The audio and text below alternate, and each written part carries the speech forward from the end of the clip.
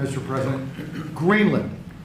What is your vision for the potential annexation of Greenland and getting them potentially to Well, I think it'll happen, and I'm just thinking, I didn't give it much thought before, but I'm sitting with a man that could be very instrumental. You know, Mark, we need that for international security, not just security, international.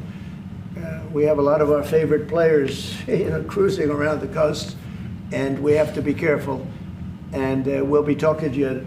It's a very appropriate, really a very appropriate question. There's an Thank issue you in the very high much. north, so the Arctic. So what you did, so when it comes to Greenland, yes or not joining the US, I would leave that outside for me, this discussion, because I don't want to drag NATO in that. But when it comes to the high north and the Arctic, you are totally right.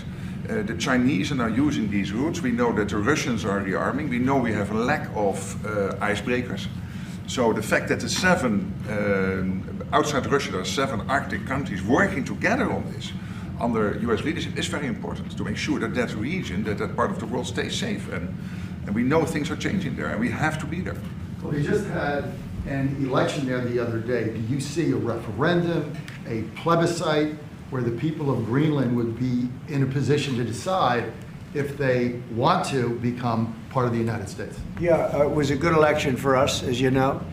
It was not a referendum. It wouldn't be called that. It was an individual election. But the person that did the best is a very good person, as far as we're concerned. And so we'll be talking about it, and it's very important. But that whole area is becoming very important. And for a lot of reasons, the routes are, very direct to Asia, to Russia, and you have ships all over the place, and we have to have protection. So we're going to have to make a deal on that, and Denmark is not able to do that. Denmark's very far away and really has nothing to do. What happens, a boat landed there 200 years ago or something, and they say they have rights to it. I don't know if that's true. I don't think it is, actually.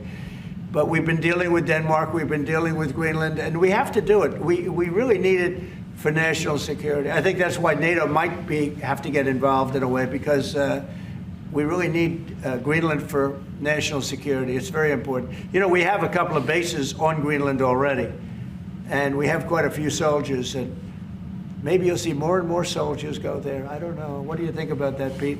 So, don't answer that, Pete. Don't answer that question. But we have bases, and we have quite a few soldiers on Greenland.